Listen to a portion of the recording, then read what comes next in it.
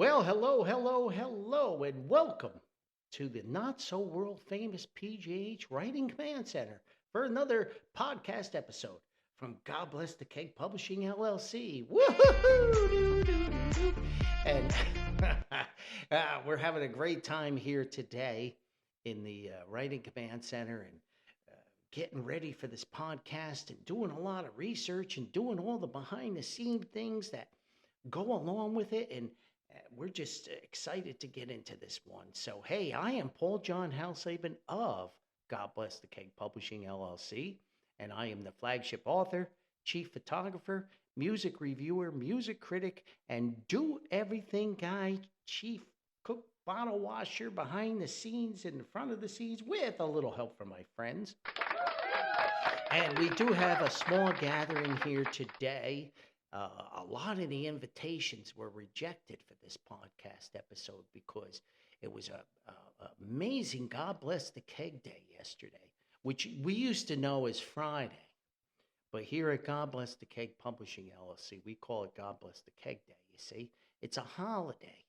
I kind of invented it, but we'll get into that some other. But it was pizza and it was beer and it was celebrations and some of the folks got a little carried away and couldn't make it today.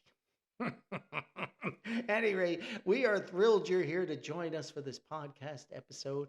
This crazy guy from New Jersey, and if this is your first time tuning in, well, you might want to push the button to shut me off. If you are a long-time listener or subscriber, don't shut me off, please. And you're used to my madness, well then, welcome back. And we're happy you're here to join us today. So let's get your little orphan Annie decoder pins out because it's getting near Christmas story time. And the great Gene Shepherd, at any rate, we got a little business here.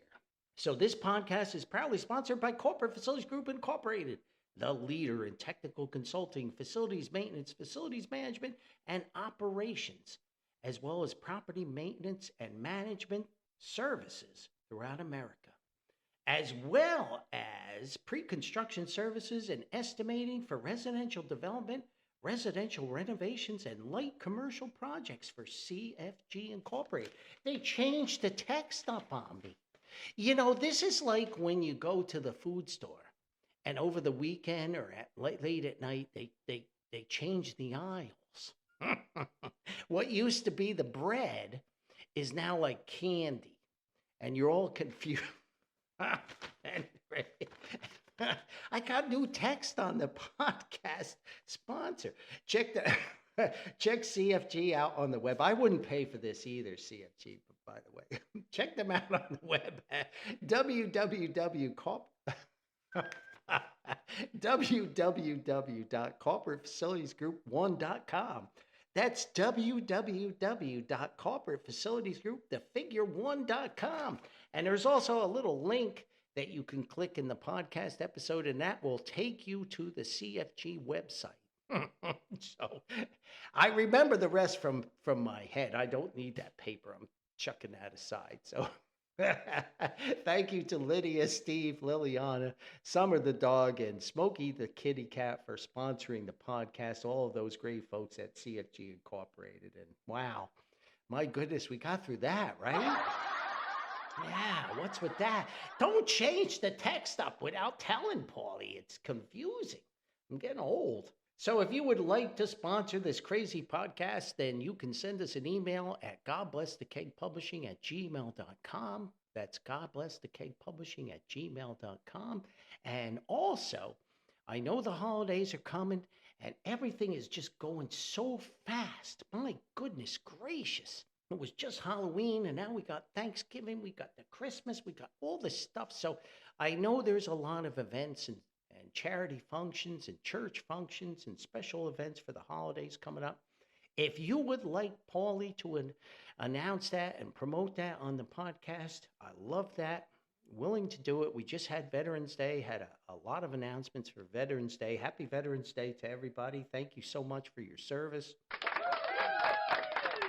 Just send us an email to godblessthekegpublishing@gmail.com, and I'll be sure to squeeze it in here. We do have one here There's a bunch, and I'm honest, I didn't get to get into them because it's just been so busy. And but there's only 30 days left for Reese Across America for you to sponsor a wreath to put on a grave of a veteran for the Christmas and holiday season. So check that out at www.reeseacrossamerica.org. And you too can sponsor a wreath to be placed at a veteran's grave. Wonderful, wonderful organization. And we thank you for your service at Reese Across America and all the volunteers that go out to the cemeteries and do that in the freezing cold and the crazy different weather that's across America. And that's just an amazing, amazing thing. Thank you. So today's episode, we're going to get into the music and we're going to rate the 5 best studio albums of the late, great Gordon Lightfoot. And I thought my Jethro Tull podcast and rating was difficult. This one was monumental. So I felt that I guess this podcast episode deserves a lot more time than me just going through the studio albums for Lightfoot and doing my ratings, because I have a lot of background and a lot of information on Mr. Lightfoot and a relationship that I owe to when I was just a very, very young man, apprenticed as an electronics tech and electrician at the world-famous Glen Rock Electrical years ago. And you can read about that in my experiences book.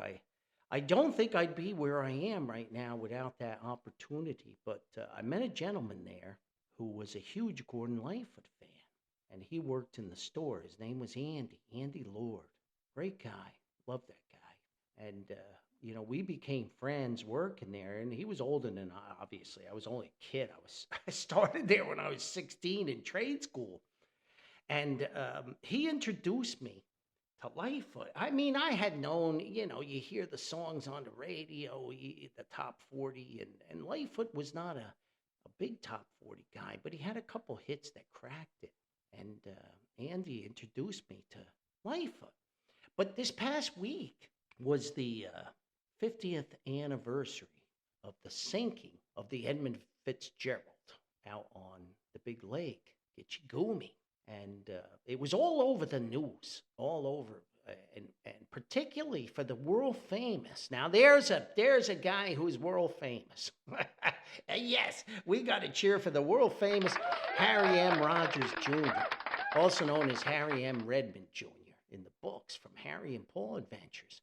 And Harry texted me, he's like, 50 years to Edmund Fitzgerald. And he lives in Michigan now. You see, he's a Jersey guy, but he met a gal and got married up there and is living the good life in God's country, way up. He's not in the UP, but he's way up there. Harbor Springs, Charlevoix. Beautiful area. I went up for his birthday a few years back. My gosh. I didn't know where to point my camera first. People don't realize how gorgeous Michigan is. It's absolutely like God's place on earth. It's just amazing. And the big lakes are just... What a memory. But at any rate, Harry texted me and reminded me about the Edmund Fitzgerald. And then I started researching, and then it inspired me. And Harry's like, you haven't talked about Lightfoot yet. And for us, for Harry and Paul being rockers, I mean, we were rockers, prog rock, Tull, Yes, all these bands and rock and roll for us to get into. Now, Harry was more into country music back then than I was. And I like old country music. I like old country music. I like Alan Jackson, too. I'm going to do something on Alan Jackson. But modern country music or whatever on earth this stuff is that they play nowadays, rockabilly, or I don't even know what that is. I have no idea. I mean, I love Cash and Tom T. Hall and all those old country. This stuff, every song sounds exactly the same. It's awful. But at any rate, and Lightfoot has some country tendencies, even though, of course, he's Canadian. And Harry always liked country, played the banjo and the guitar and very musically talented family there. But for us to abandon rock and roll, particularly prog rock and ELP and King Crimson and Genesis and all this intricate music that went on forever, and pick up a guy who's kind of like a folky, and Lightfoot's music is hard to categorize. Uh, it seemed to be like us going north when we were supposed to go south. So I think I need to give you some background. And I thought about splitting this podcast up into part one and part two. Where part one, I would share my memories of the troubadour that uh, Canada produced when they sent us the gift of Gordon Lightfoot. And then I would, part two, I'd do the ratings of the studio albums.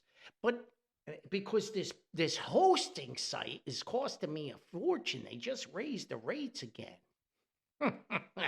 But I don't do this for money. I do this for love and have some fun and share some things with the listeners. So my airtime, I know Christmas is coming. I want to tell some Thanksgiving stories and all this stuff. So I only get so many minutes per month. So if we gotta buy more, we gotta buy more. That's just the way it is, right, guys? So I'm not going to split it up, and I'm going to tell you how I got into the music of Gordon Lightfoot, and we're going to dissect it really good. And if the podcast is long, the podcast is long.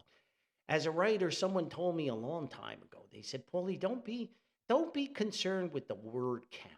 And as a not so famous author, I am concerned with the word count because you're printing not so much on ebooks, but you're printing a paper book or a hard copy, and the word count equals the cost of the book. Then you want to make a few pennies on it. So just tell the story, he told me. Don't worry about it. Just let it ride, tell the story. So that's what I'm going to do today. I'm just going to tell the story of how I got into Lightfoot and some of the relationships we've had with Mr. Lightfoot. And I was privy to meet him a number of times, and we're going to get into that. And we're just going to tell the story. So I mentioned Mr. Andy, and Andy was a sales guy, and he was into Lightfoot. And he had married this beautiful woman, Louise Lord, and she was Canadian and from Ontario province. And I do have connections. I played hockey up there and actually attended college there. And I have relatives in Ottawa, on my mom's side. Half of the family went to America, New Jersey, and the other half after the war, they went up there to Canada.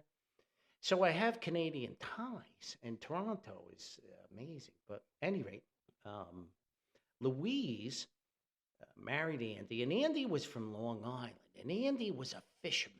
He was an outdoors guy, and he was this brilliant, super genius guy who was actually working full-time at the store. We had a shop behind the store he was selling, and he was a commission sales guy. And he also attended college. He was going to be an accountant. And he was a brilliant guy, brilliant. And Louise was just gorgeous. She was a fashion model at one time. And they met and got married. But she told the story of how she was hanging out. And I want to say it was McGill University. She attended a university in Canada, in Ontario. And a bunch of pretty girls are sitting around on the lawn. It's a beautiful day, and they're studying a collaborative thing. And this good-looking, young, handsome guy comes strutting along with a guitar on his back. And, of course, he sees these beautiful girls sitting on this beautiful lawn on a sunny day, and he's like, "Hey, I'm Gordon Lightfoot. Can I play a couple songs?" And he did. And Louise being, beautiful girl, he got, of course, there was an attraction. They got conversation. They never were romantic, but they became friends. And that friendship carried over for years. And when Andy and Louise got married, she introduced Andy to Lightfoot's music. And Andy and I, we used to have to work Saturdays. So Andy and I both got Wednesday off during the week. And after I graduated trade school and became full time at the shop, and was there all the time, we got Wednesday off, and him and I, Andy and I, used to go fishing. We would go trout fishing up in. People don't realize how great the trout streams are in New Jersey. We'd go to the Pequannock River up in Pequannock, Wayne, Butler, up in that area, and we trout fish. It's one of the great streams, hidden places, and Andy and I would uh, fly fish and bait fish, and we'd catch trout there. And he introduced me to Lightfoot. And the first Lightfoot record I bought, because Andy and I would drive and he'd play the music. And I was like, I like this. This guy is something about it. Lightfoot invokes Canada. He invokes music of canoes and shipwrecks and cold winter nights and moose. His publishing company was Moose Music. And the wilds of Canada and snow and cold and ice and love lost in Toronto on these old streets. And it's just a magical image that Lightfoot is able to encapsulate within his music and his lyrics. And of course, he wrote the great Canadian Railroad trilogy about the Canadian Railroad construction linking the eastern part, the maritime provinces, all the way to the western part of Canada. So everything is Canadian, and there's a magic about it.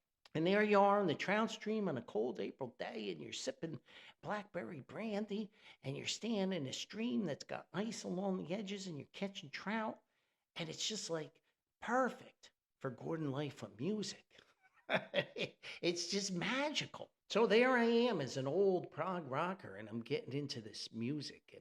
And Lightfoot moved from the folk. He was at the Newport Folk Festival, 1965, when Bob Dylan decided to go electric.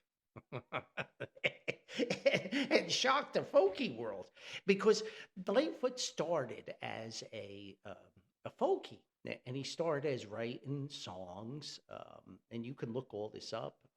He started as a songwriter, and he wrote jingles. He went to Westlake College in California, left Aurelio, Ontario was his hometown, and he went to California and studied music. So he was actually a music expert. He could read and write and learned. He was college educated on music. And then he had some hits with some of the songs he wrote. Ian and Sylvia, Peter, Paul, and Mary. They picked up Early Morning Rain, which is one of Lightfoot's classic compositions. And they set that down and recorded it. And suddenly everybody's like, who is this guy? You know? And a lot of folks recorded Early Morning Rain. It's one of the great songs of all time. And that kind of propelled Lightfoot, and he was on TV, and he did a stint over in the UK, and then he came back to Canada and was on this country music show like Hoedown or Hootenanny or something on the CBC. And he eventually got some traction to become the great artist he was. But to get back to Louise and Andy, so I would getting into the music, and the first record I bought was Gord's Gold. And that was on Warner Brothers. It was on Reprise, if I remember right, a subsidiary of Warner Brothers. And it was a re-record of most of his old music from the United Artists days.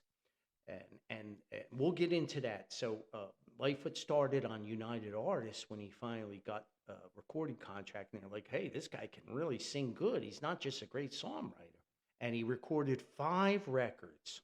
I believe 4 would be studio on United Artists, and then 1 live record, which is very hard to find. Exceptional record, Sunday Concert, it's called. And then he moved over. He was unhappy with the promotion and the management on UA, and he moved over to sign a contract with Warner Brothers. So Gord's Gold was a re-recording of a lot of the old United Artists hits he had. Early Morning Rain, Song for a Winter's Night, all these classics. Last Time I Saw Her Face, and oh no, I don't think that's on there. Affair on 8th Avenue. At any rate, all the old UA songs, and he re-recorded them with his band on Gord's Gold. Some of the more modern hits that he was on Warner Brothers, he just transferred. And that's what introduced me to Lightfoot, Gord's Gold. And that's a great compilation, but I'm going to tell you, it's not the best way to learn about the music of Gordon Lightfoot. Any rate, that was the song, the album that introduced me and got me in. And I started playing Gord's Gold all the time, all the time. Harry and I would go cruising, and I put this on. It was mellow, it was fun, it was great. And Harry got into it. My sister became a huge Gordon Lightfoot fan too, and it just was that kind of record. So I was dating a gal who was into Lightfoot. She got into Lightfoot before we met, and Andy and Louise got these tickets. And he says to me, Paulie, I got tickets for Avery Fisher Hall in New York City. And Lightfoot is going to play Avery Fisher Hall. And I bought some extra tickets for you and your gal. And we're going to have a great night going to the concert. And I was like, oh, okay, this is cool. So here I am, this old prog rock guy. And, well, I was not old then, young prog rock guy. I had gone to Yes and ELP and The Who and Electric Light Orchestra and all these rock and roll bands and Yes concert at Madison Square Garden, the great Jethro Tull concert at MSG, and now I'm going to see Gordon Lightfoot at Avery Fisher Hall with my gal at the time and Andy and Louise. So we go over to the concert, and I was absolutely floored. He played pretty much all the songs and a couple of the old UA songs and some stuff he was working on. And to play Avery Fisher was kind of like at that time, I don't know what it's like now. I don't even know if Avery Fisher Hall is around anymore. But it was prestigious. It was like a culmination to get invited to play Avery Fisher Hall. And Andy and Louise had gotten this commemorative silver cup, and they inscribed it Gordon Lightfoot from Andy and Louise Lord, the date of the concert, and Avery Fisher Hall thing, blah, blah, blah, blah. And it was a magical night. Now, I had the pleasure of probably attending, I'm just going to conservatively say 15 Gordon Lightfoot concerts over the years. And the magical thing about Lightfoot, there are a couple artists that you listen to their studio records and, it's recorded under perfect production, and they have the microphones and they got the soundboards and the auto tunes and all the things that they have. And it sounds wonderful. And then you go to see the artist in concert and it doesn't sound wonderful. It's completely different. Not with Lightfoot. His backing band was so good and so tight and so on point. And he was a perfectionist. Those concerts sounded exactly like the records. It was absolutely amazing how great his band and what a great musician Gordon Lightfoot was. A great guitarist, a great 12-string player. And I'll mention that in a little bit. But to get back to Avery Fisher Hall, the concert ended, and Andy and Louise, we managed to wiggle backstage by talking to some people, and they relayed a message, and Mr. Lightfoot, okay, it's Louise and Andy. And we got backstage, and I met him, and my gal met him, and they presented, Andy and Louise gave the cup to the Mr. Lightfoot, and it was a very nice moment, and there were all kinds of people back there, and there was wine and beer and food and things going on, and we got to spend a little time back there, and it was a magical memory. So now I got into, I probably have every single Lightfoot release, and I digested it, and over the past week since Harry mentioned that, I pulled out some records and just had a wonderful time putting this podcast and researching all the things together and getting it together. So we're going to fast forward to, I don't know the year. It was the album Painter Passing Through. Mr. Lightfoot had just released. And I was living a life on the road for my primary source of income, where I traveled all over America, all over the place. I was on the road all the time.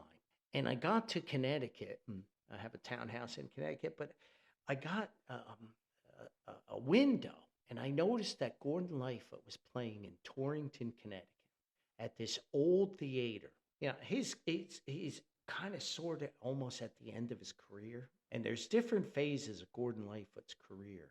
And I want to talk about that too. I hope this podcast doesn't go for an hour and a half. It's not going so good. I'm looking at the ticker, and any rate, but I got to tell the story. You see, I got to tell the story. So I get these tickets for Torrington, Connecticut. It's an old theater in a beautiful north. I guess Torrington's north central, northwest, east maybe. I don't know. Up at the top of Connecticut, old town, and they had this restored movie house. And it was a beautiful venue, and it got beer and wine, and I caught the concert. Now, Lightfoot, he was a heavy smoker, started to lose his voice, and he struggled with the lyrics at times, with the mumbling and things, but he was still Gordon Lightfoot. And the backing band was still as tight and still as magical. And it was just a beautiful concert, a beautiful night. And had been many years before that I had last seen him. And so, he's getting old. We all get old, but he's still a legend. So they had these posters you could buy, and it was the cover art for, I swear it's Painter Passing Through. At any rate, I bought one. And I went back of the movie house, and I saw the Lightfoot tour bus there. And I said, oh, they're going to eventually come out. So I hung out back there, and there were about 20 of us back there talking and hoping that he would come out that way and get to the tour bus. And we were hanging out, and we waited a long time. And eventually the door opens, a couple security people and everything, and they said, yeah, Mr. Lightfoot's going to walk down this. I remember there was a rail there and a sidewalk, and I got my little poster thing, and I have a little magic marker, and here he comes. And it was Rick Haynes, Terry Clements, Pee Wee Charles, I think, was there, Mike Heffernan, the band at the time. At any rate, they come down, and Mr. Lightfoot's, was kind of a smallish guy. I'm kind of tall, but comes down. He's very, very gracious man, a wonderful, kind, gentle man. And he worked his way down the railing and said hello to everybody and greeted everybody. And here he comes to me. And I take my little poster guy out, and I said, it was a beautiful concert, Mr. Lightfoot. I think I called him Gord. And he said, thank you so much. I'm glad you enjoyed the show. I said, it was great. It was great. It's been a number of years since I last seen you in concert, and it was just wonderful. And he looks at me. Now, I mean, I don't know. This is 25 years. I lose track of time since the Avery Fisher Hall thing. And he says, I know you. I said, yeah. I said, one of my best friends, Andy and Louise Lord, we were back at Avery Fisher. And he looks at me and he says, the tin cup. Louise and Andy gave me a tin cup. I was like, yeah. And he says, I can't remember your name. Remember the New Jersey accent and your distinctive voice there. And he said to me, you were with a very pretty young gal. He said, did you marry her? I said, no, I didn't. And he said, wow, have you heard from Andy and Louise? I said, no, I haven't heard from them in many, many years. Last I heard, they were on Long Island. And he said, oh, well, if you do hear from, tell him Gordy said, hey. And he signed the thing, and he said, I love to talk to you. He said, what was your name again? I said, Paul. He said, oh, okay. And he said, I got to go. I got to get to these other people. Can you imagine that? All those years later, and Mr. Lightfoot remembered me. It was a great memory from a great artist. And he was a genuine type of guy.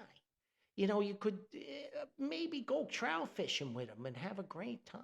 So those are my memories of Lightfoot and getting in. And I spinned his records. It's been way too long since I spun Gordon Lightfoot. And it was perfect for a November afternoon on the weekend to spin some Gordon Lightfoot. So we're going to do the 5 great records and studio records. And Lightfoot is prolific. I mean, they say he has 200 songs that he wrote. Some people say in his vault somewhere there's up to 500. But their studio album count is at 20. And he started recording in 1966 with an album. His debut album on United Artists was called Lightfoot. And his last release was before he passed in 2020. And he died in May of 2023 at 84 years of age.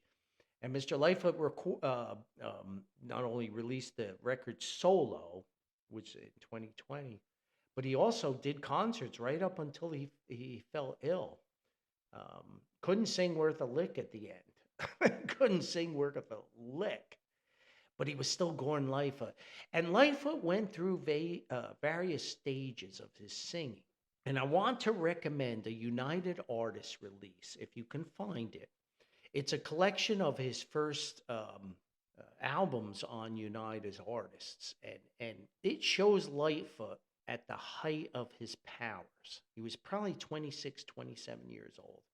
Baritone voice that was just simply amazing. And then the drinking and the smoking and all the things of life catch up with you. And his voice changed. By the time he got to Gord's Gold, it was a different type of voice.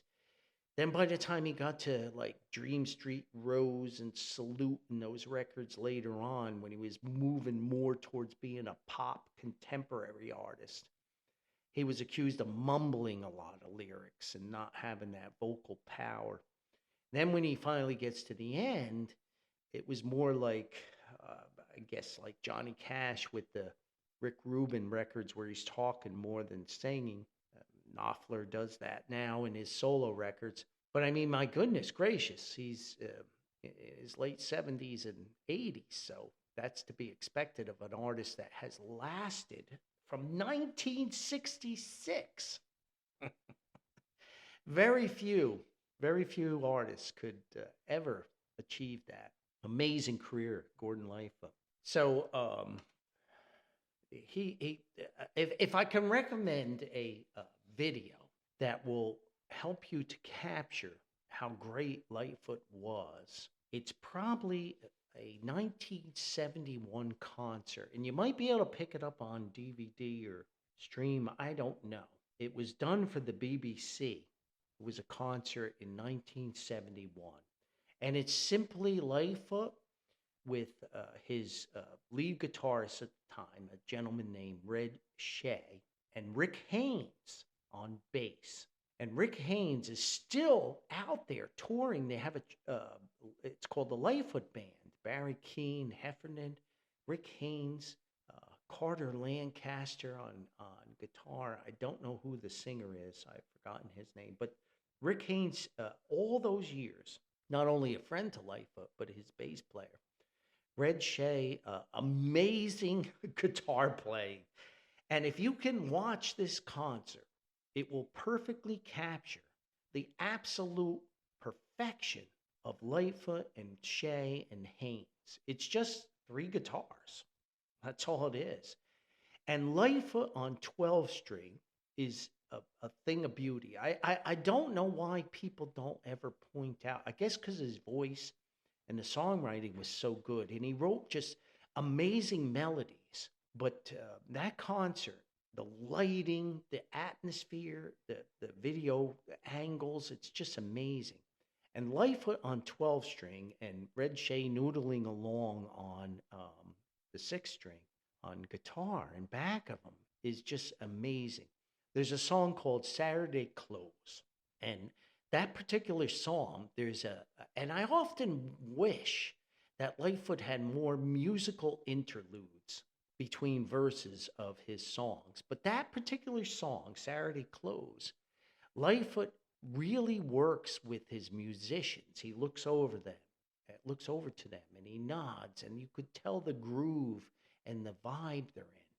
And he's just going along on this guitar, leading the melody. And before hockey stole my fingers and broken bones from playing goal, I would noodle around on a 12-string, and to me, just magical how great a guitarist he is. And I mentioned the solo record. which was recorded from some, it's almost like in Nebraska with Springsteen. Recorded on the tape recorder. But even at that advanced age, Lightfoot is finger rolling over these strings on these melodies, perfectly, perfectly articulating the notes and going through the chords on acoustic guitar. It's just absolutely amazing. He went through aneurysms, and then he had a mini stroke, and he had Bell's palsy and all these things, and he's still magical on that guitar. And I think that gets overlooked. Canadian Railroad Trilogy, the musicianship on that song is just amazing. And when Red Shea left, Terry Clements took over. And Terry Clements is the guitar player who's probably most famous for that amazing guitar lick on Edmund Fitzgerald, where he's just kind of whacking away there on that electric guitar, and he's just got this fantastic guitar lick. And here's a note, because I am an old prog rocker, and he was the guitarist for the Lightfoot band. Terry Clements, a huge Steve Howe and Yes fan. He passed away way too young. So that's the nucleus of the great Lightfoot band. Red Shea, Rick Haynes, John Stockfish was the original bass player. Barry Keane on drums, and then I believe his real name is Ed Ringwald. Pee Wee Charles on steel pedal guitar, and then Mike Heffernan on piano. Lightfoot also played a heck of a piano. I remember a concert. He might have had a few beers because he missed sitting down on the piano bench. There's a song, Bells of the Evening, and Lightfoot could play the piano really, really well. And he played it in concert that night. After he picked himself up, after he missed the bench and everybody laughed, and he just sat down and played this piano beautifully. He might have wrote a lot of music on piano. I don't know. So if you can watch that concert and find it on the big video, the YouTube, whatever, it's worthwhile. It'll make you appreciate not only Lightfoot's great vocals, but also his abilities on the guitar, as well as his backing band. And it's just shot with just great video, like I said. So, all right, finally, after all that background information and all that blabbing, we're going to get into the rated, the 5 best studio albums. And I had a difficult time with this because those UA, and the UA release, if you can find it, it obviously recorded on tube recording equipment in the 60s. And as an electronics guy, as a radio guy, when you introduce semiconductors, and I don't know what the modern chip stuff is, but you introduce noise. Tube amplifiers, tube recording, tube electronics had no inherent noise. And that's why a lot of folks insist, even to this day, to record on tube equipment, vacuum tubes, and also to play old LPs or tapes or whatever on tube equipment.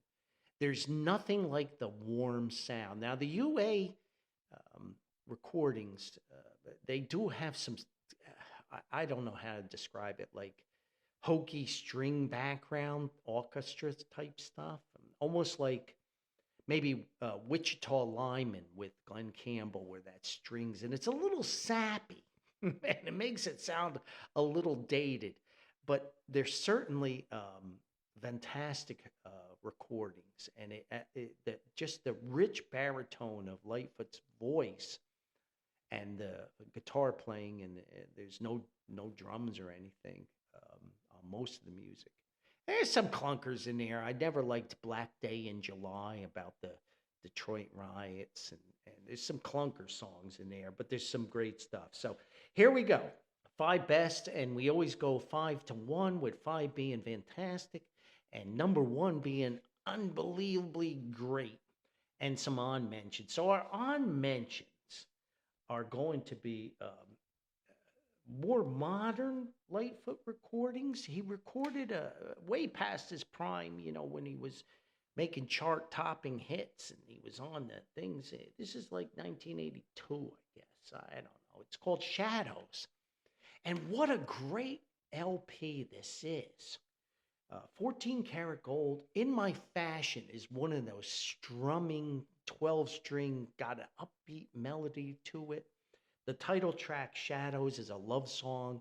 And I'm telling you, Lightfoot could write some doggone sappy love song ballads. He could write about fishing in canoes and rainbow trouts and trains and all that Canadian stuff. But his uh, ballads, Affair on Ninth Ave, Last Time I Saw Her Face, oh, goodness gracious. Just great, great writing. Baby Step Back, All I'm After is another great song. Triangle's a little bit of a bomb here on this, but Shadows is definitely worthwhile at the end of Lightfoot's career. No, I shouldn't say the end, but on the downside. The other on mention is Waiting for You. And this album, I had a hard time not putting it in the top five. It's just, it's got probably my favorite Lightfoot song, Wild Strawberries. And Wild Strawberries is about getting old and not really giving a you know what about what people think about you. And just enjoying life. It's about going out in the meadow and just picking wild strawberries with a beautiful girl. And that's what it's about. And to me, boy, that's a great vision. And I understand where Gord was coming from writing that song. And he records a Dylan cover here, Ring Them Bells. And Waiting for You is a hidden gem, a treasure, and it makes Paulie John mention. So to get to the meat and potatoes, we have at number 5, Summertime Dream. And Summertime Dream is the album, and he was string after string of albums, just writing music at the top of his creativity. 1976, 77, somewhere in there. Produced by Lenny Waronker, a great producer at the time. And Lightfoot had Albert Grossman. He had a number of great producers over the years that he worked with. But this is the song that, the album that has Wreck of the Edmund Fitzgerald on it. Summertime Dream, Too Many Clues in the Room, Spanish Moss, Race Among the Ruins, I'm Not Supposed to Care, a sappy ballad. Great record, full band here, even synthesizers on keyboards, and the Wreck of the Edmund Fitzgerald. Now, Lightfoot wrote another ballad about a shipwreck. It's called The Ballad of the Yarmouth Castle, and it's only available on the very hard to find CD Sunday concert during the UA days. So Summertime Dream, with all its almost semi-rock, The House You Live In has got great lyrics, by the way. That comes in at number 5. Number 4, we're going to go to the United Artists, back to the early days, and it's the release in 1967, The Way I Feel. And like I mentioned, this has the great recordings, the tubes, the great voice, the great guitars. And my goodness, there is not a bad cut on this record. This record is the epitome of how great Lightfoot was with just guitars and his voice and his songwriting. Canadian Railroad Trilogy makes the appearance here. And the frantic up-tempo, down-tempo, up-tempo, down-tempo of Canadian Railroad Trilogy with Red Shea on guitar and Stockfish on bass. Ken Buttry was on percussion here. Charlie McCoy, the great Charlie McCoy, who played harmonica for everybody, makes an appearance here. And my goodness, and Lightfoot's just going crazy. And that Canadian Railroad Trilogy is so far superior, that recording, to the one on Gord's Gold. It's amazing.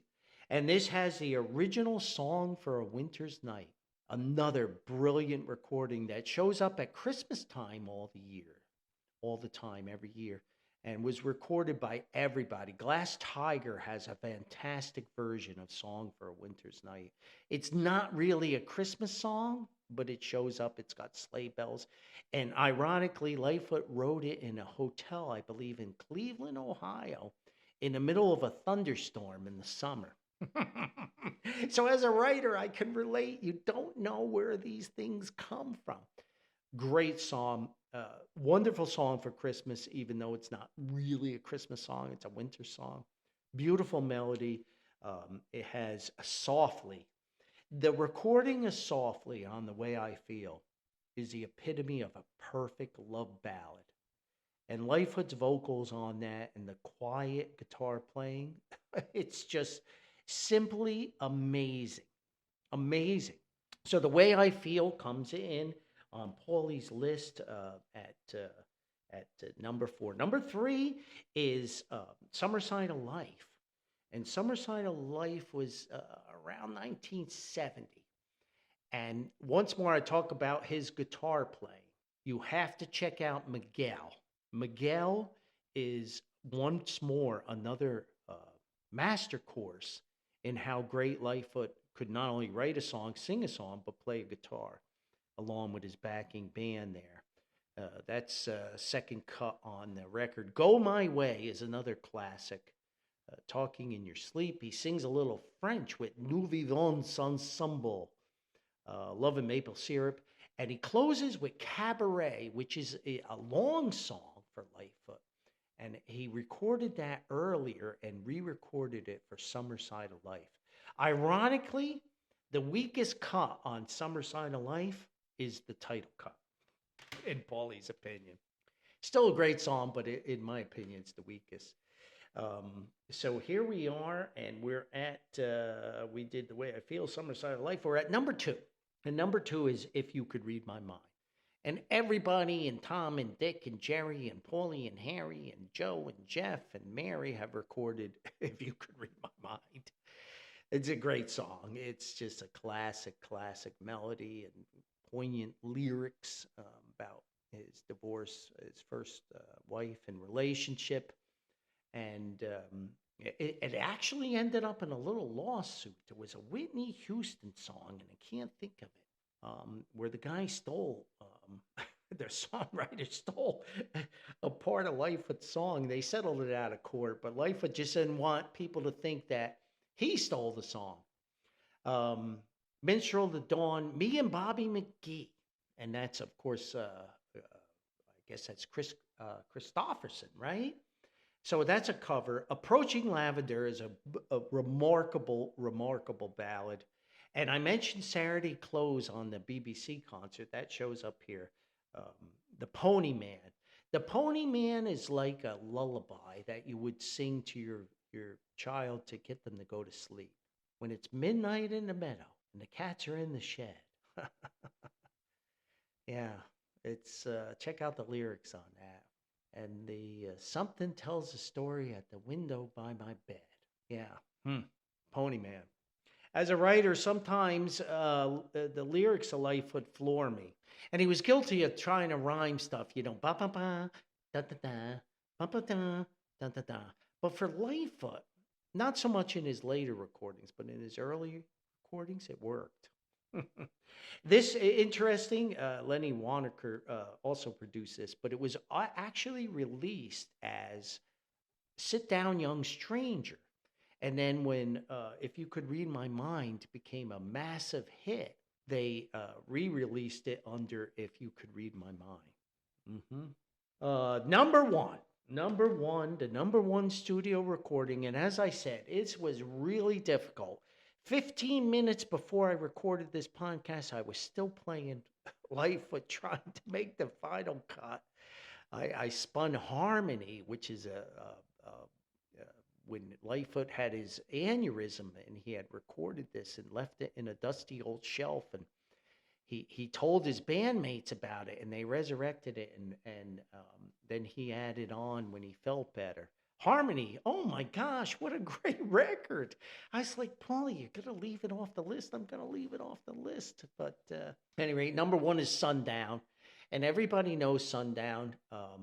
Check out the videos on Sundown on the big YouTube. There's a sexy, sultry one. Oh, ooh la la, baby. Ooh, those lyrics.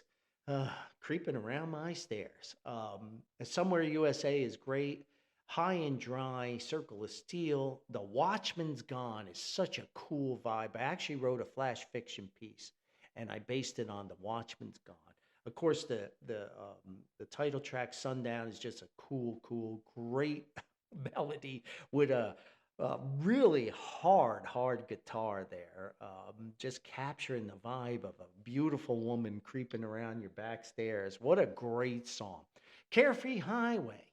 Another hit for Lightfoot, and the list is an upbeat kind of song. And "Too Late for Praying" is a ballad. Lenny Waronker is again going to make his appearance. The As great as "Sundown" is, and "Carefree Highway" is a fun song. He played that when you're there is really a Carefree Highway. It's in Arizona. So you can thank Paulie when you win that big contest on that trivia question. The as good as the other cuts are, the shining star is number 3 on this record. Seven Island Suite. It is 6 minutes long, and it's as close as Lightfoot ever will come to a progressive rock record. It has all kinds of chord structures, and it goes up and down and all around, and it is just my kind of song. Love it. Seven Island Suite. It's even got a little synthesizer in the back with a cool vibe.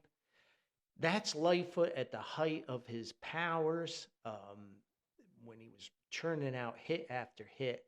But it doesn't stop there. This is an artist that's timeless. Check out his music, even if it's not the genre you want. At any rate, we made it. It's at 54 minutes, almost an hour. Oh my gosh, I gobbled up so much time, but it was worth it. Thank you, Mr. Lightfoot, for the memories and being so kind and gracious and remembering me. And you were just A1 guy. And Canada's maybe greatest artist, I don't know, certainly up there. And certainly someone who represented their country in such a gracious and fantastic manner. Thank you for the music. So, hey, I rated these records. I did the best I could, but what do I know? I'm just a guy from Paterson, New Jersey. And we thank you so much for tuning in. I hope you enjoyed this. I hope you'll get into some of the music we talk about and go from there. So, hey, please be kind, be gentle, be very tolerant. Remember, kindness is for free. Spread it around as much as you can. It can only make this world a better place, as does music, and the music of Mr. Gordon Lightfoot. Rest in peace. So thank you. We will see you next time. Bye-bye for now. I got to get all these people out of here. Thank you. We enjoyed having you. Bye-bye for now.